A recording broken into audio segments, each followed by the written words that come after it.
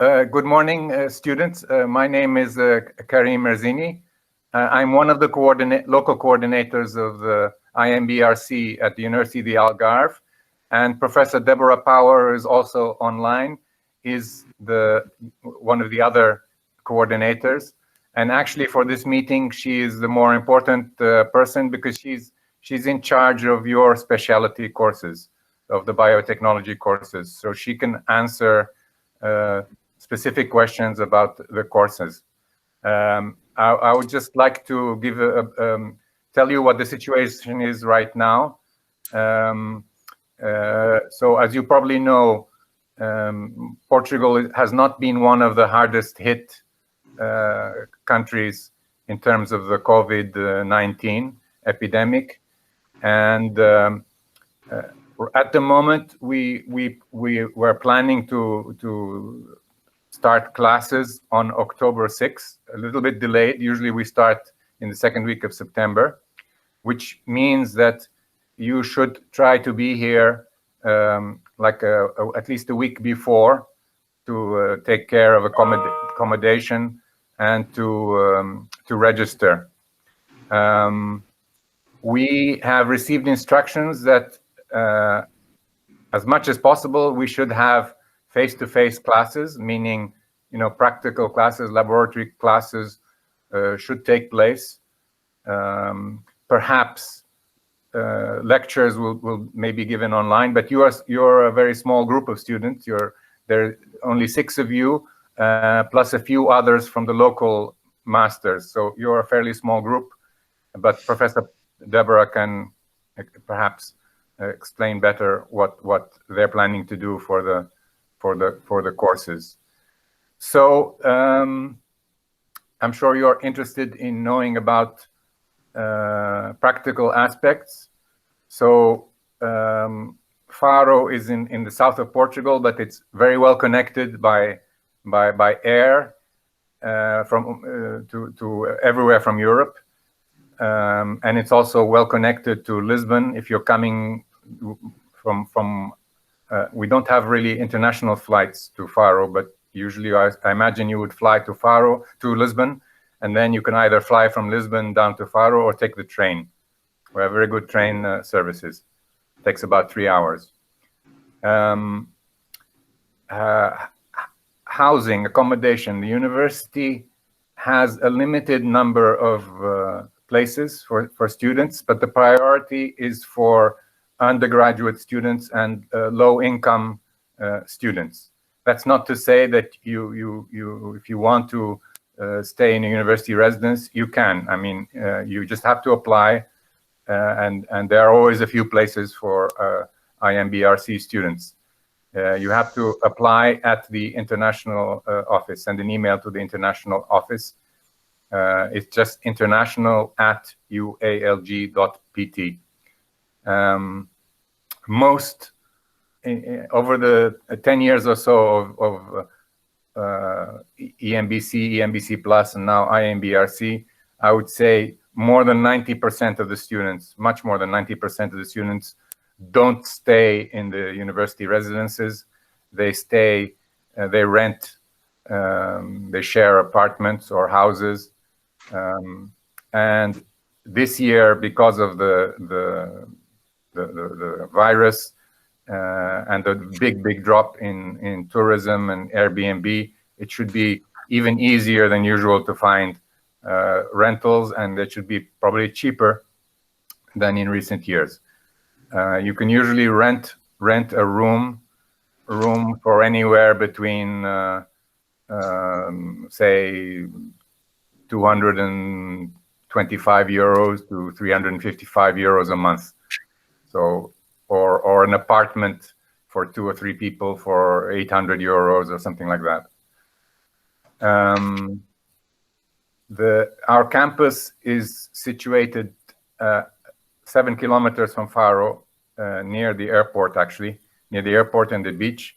There are 2 bus lines, very regular. I mean, I think it's every 20 minutes or something. There are buses to the university from downtown. So there are 3 options for living, really. You can rent in Faro, you can rent in the area around the campus, which is called Gambelas, or in Montenegro, which is another area there. Or you can rent on the beach, which is very popular with the students. The beach is about 4 kilometers away, and you can come to the university by bicycle. There's a dirt road, more or less, around the back, shortcut that takes you to the university. The university has student cafeterias, and you get tickets, and you can have lunch on campus. I think it's about €3.25 or something, and you get soup, a main dish, choice of meat or fish, plus fruit and dessert. So it's a very good deal. It's €3 and something per meal, if you want. What else?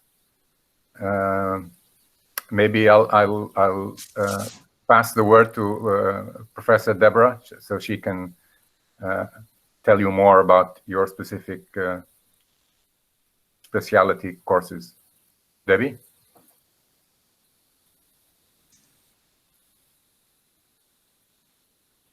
Hello?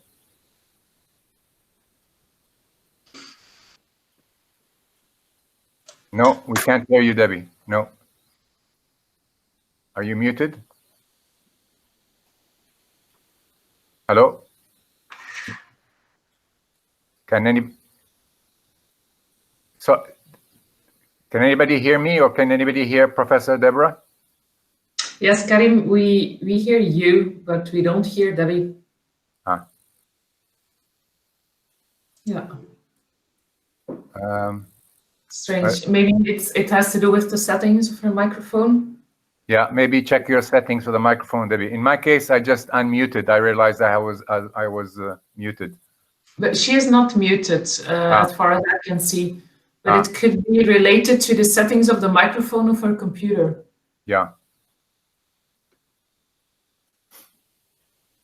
So, well, while Debbie tests the microphone settings, maybe if any of you has any questions.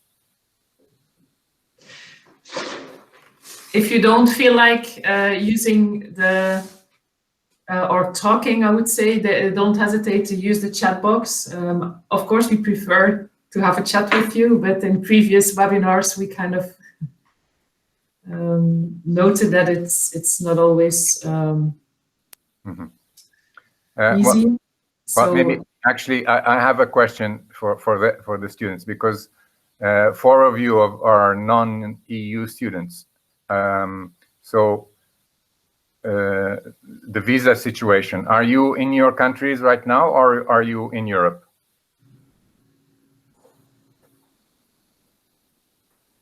Can you unmute? Can you hear me? Is that Debbie? Yes. A miracle. So I'm not a European student, but I am in Europe right now. Good morning. Okay. Good morning. Will you need a visa to come here or not? Yes, currently I have the Belgian residency, but it will be expired by the end of October. So I will need to get the visa.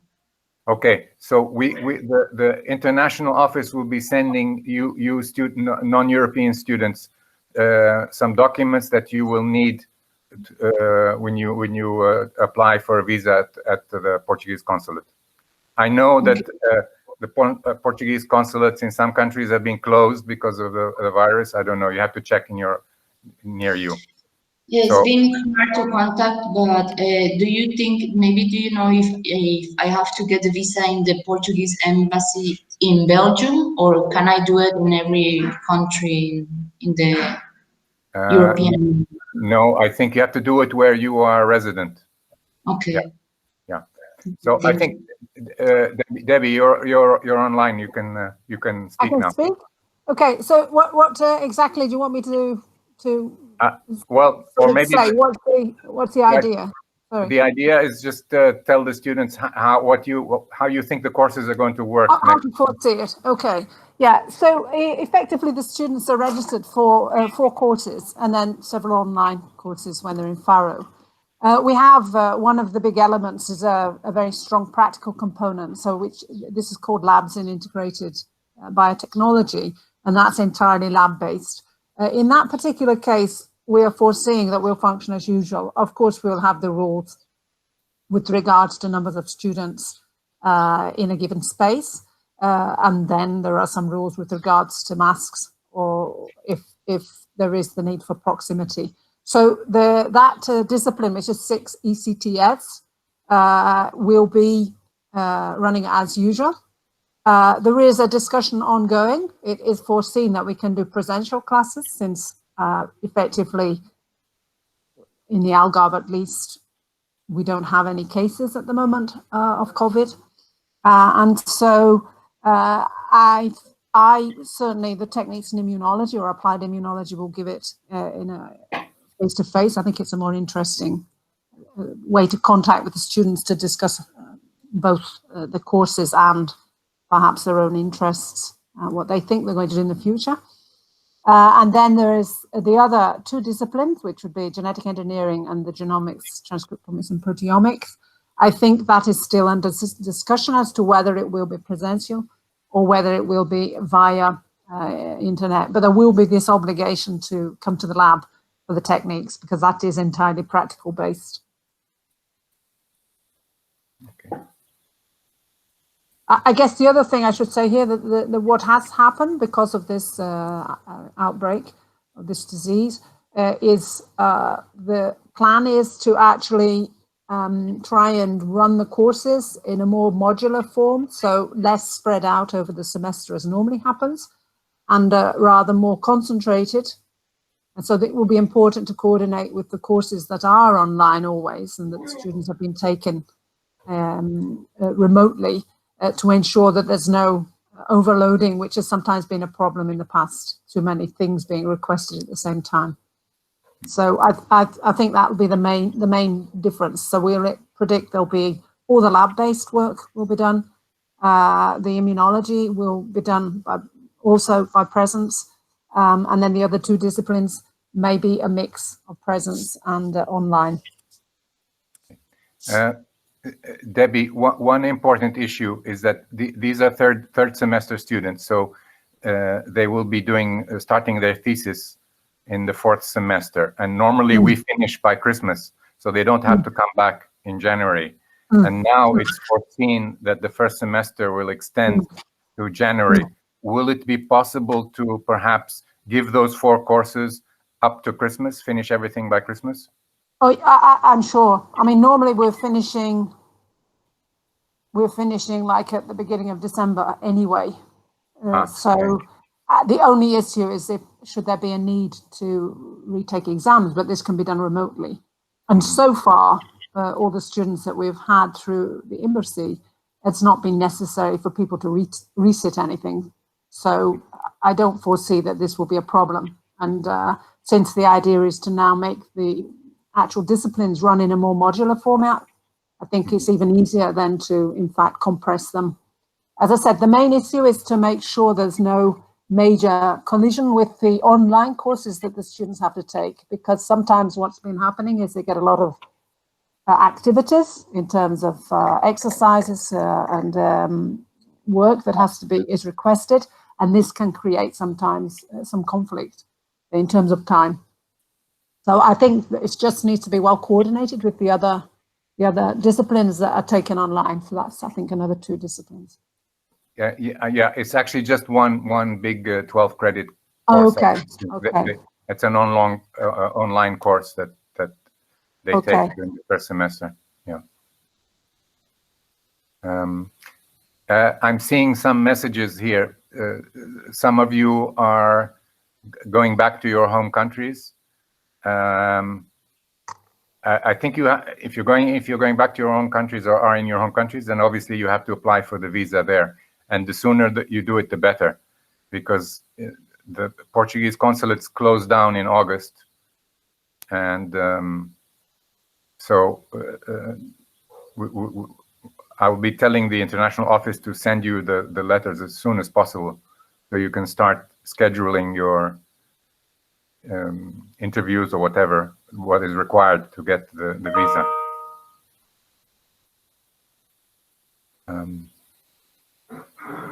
Any other questions?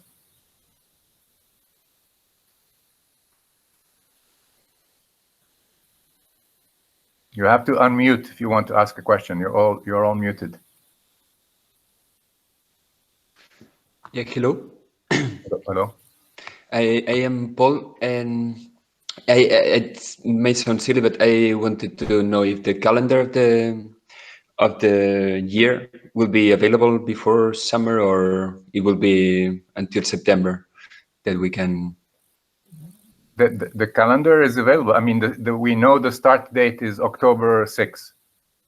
So, Oh yeah, but I meant maybe it's not until September that you have it, but I meant like for the courses, the course schedules. I don't know about that. Debbie, do you know when that will be? Well, I mean, there is this discussion ongoing. So I think the difference this year is going to be that because there are many courses, I believe, that will still be taught remote, there will not be the same pressure on space. So I'm not sure when the timetable will come out, but normally by mid-July, there is a first version of the timetabling. And so I would foresee this year that there will be a slightly easier situation, since quite a number of courses, I think, will be remote. And so there isn't the same pressure on space. So it's a bit like the accommodation. You'll get much better, better timetables, or potentially easier organization of things, because there won't be the same pressure on space, just really time. But the logistic generally is lab space when there's a need to go to very specialized spaces or computing space. So. And if I can ask again, is every week having practicals? I mean, yeah. So you're Paul, I believe. So the way that this will work is with the discipline, which is the labs. We have groups of students that are working on a project together and running through a series of different kinds of analytical methods. So effectively, this is compacted, and we normally would run it over 3 to 4 weeks. So you have to come in and you have to be working.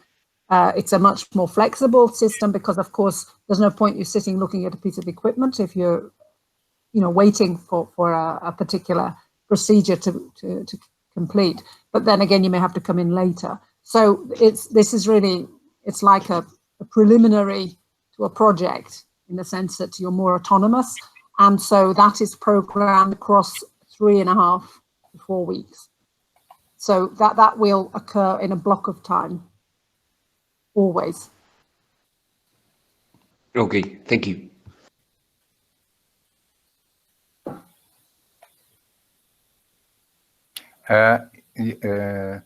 So Negin is just asked a question: Will the Portuguese consulates be closed in August? I think so.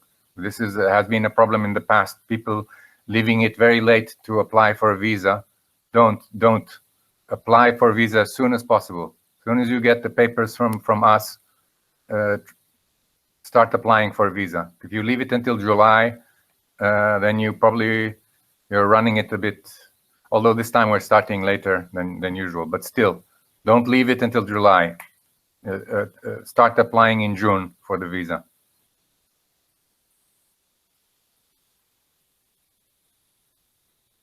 Yes, if it's closed now, well, that's the problem. And of course, the travel restrictions as well. So really, I don't know what to say, but just keep checking to see when the consulate will open and apply for the visa. Well, I foresee here, Karim, anyway, that should there be delays, there are going to be elements of the courses online. And so although the lab-based work requires presence, I envisage that potentially we could be running classes as necessary online, because this is now set up. So even if students do have this issue, because of course all the CEF, the Frontier Service, is now open. It opens I think in June here in Portugal, but of course in other places where they have the pandemic is slightly delayed in relation to the down curve, they may be closed for longer. So I'm not sure what to foresee at this moment with regards to how to access or when they can be accessed, the necessary consulates to obtain the visas. So I think that anyway, we will have a backup plan should there be another outbreak or any other kind of issue linked to the fact is it's a bit unforeseeable at the moment. You know, how things are going to evolve. So we are planning to have a backup, but we would like to have, obviously, you know, it's much better if we can have presential lab-based classes. That's what we intend to teach, is the methodologies. Yeah, I agree. I think we would prefer to have you here. We want to have you here. But if for some reason you cannot be here, then as Debbie said, we will have an online alternative. That's the best we can do.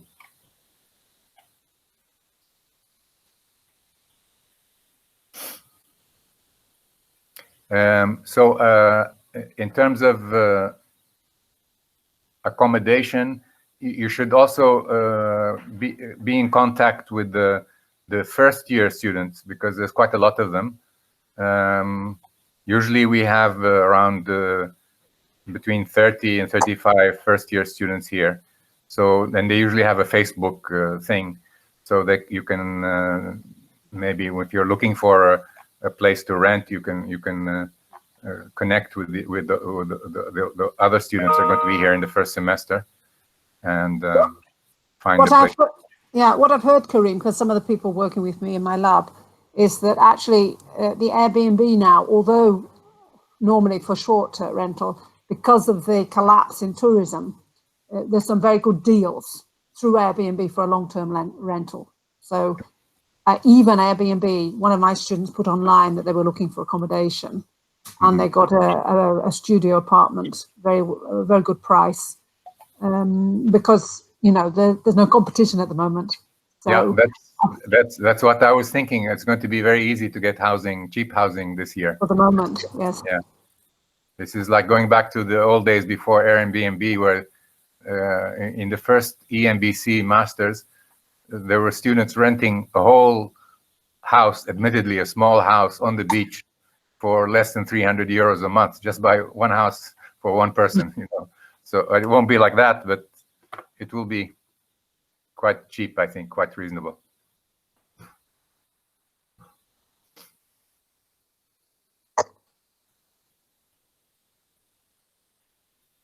So I have a question.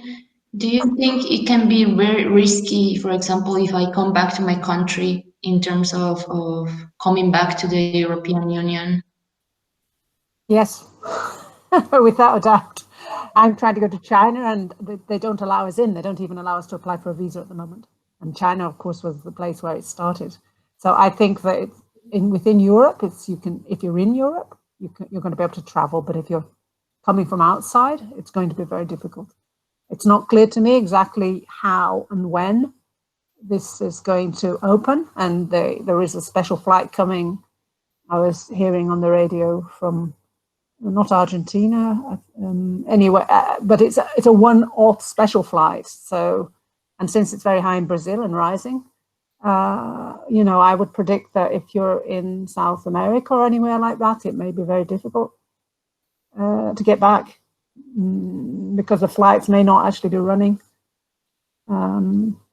if there is a really major increase in that region. So I think it's very risky.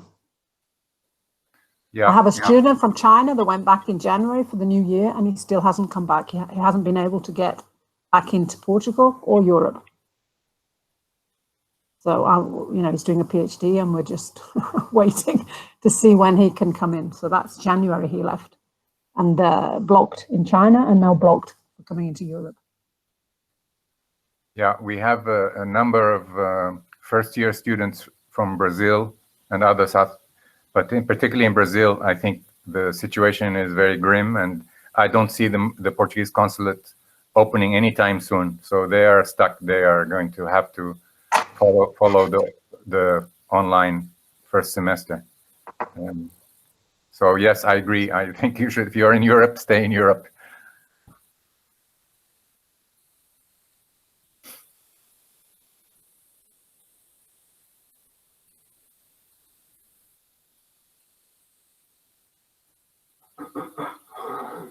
Any other questions?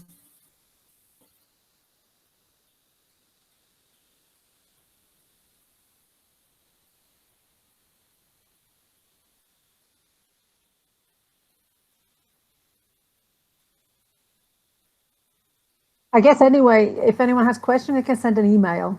If it's about the courses or anything else, they can always email us, and we can sort anything out in that respect. I can update you. If I travel to Portugal from Spain or France, you'll be fine, no problem. I think the flights are all opening up next week, so we expect there'll be a lot of people coming in next week from France and around about in Europe. But that Saad, Zahid, your question about you have a French residency, but you're in Spain. I cannot really answer those kinds of questions. That you have to ask the international office. Whether you need a new visa or not to come here, but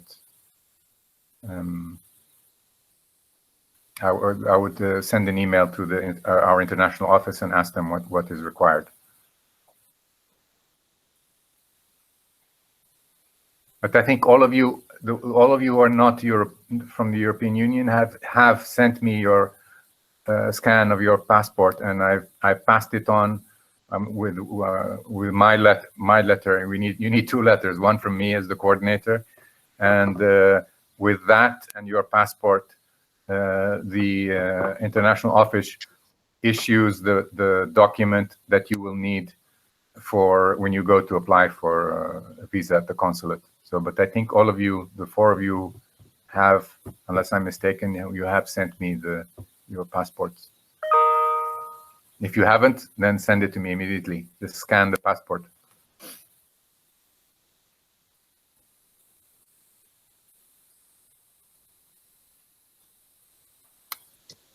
Well, I think if there's no more questions, stay safe, and we really look forward to seeing you here in sometime in September, October. October, yeah. And I'm sure you'll enjoy it here. It's very nice weather, and It's a good course as well, Karim. Well, I like it here, so I've been here a long time, so.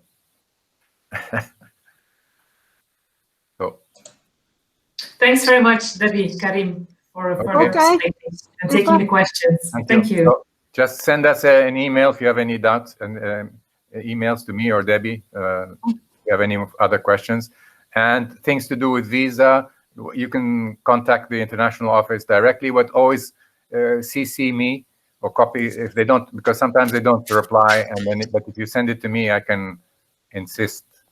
I can push them to reply, because we have a lot of international students. This university receives, I think, about 20% of the student body are international, so it's a large number, and they have to deal with a lot of these visa issues and things. So it's sometimes they may not reply for a while. Okay, well, I think that's it. Yes, if there's no further questions, I think we can end this. Thank you, everybody. Thank you. Bye-bye, everybody. Thank you. Bye-bye. Bye. Bye. All right.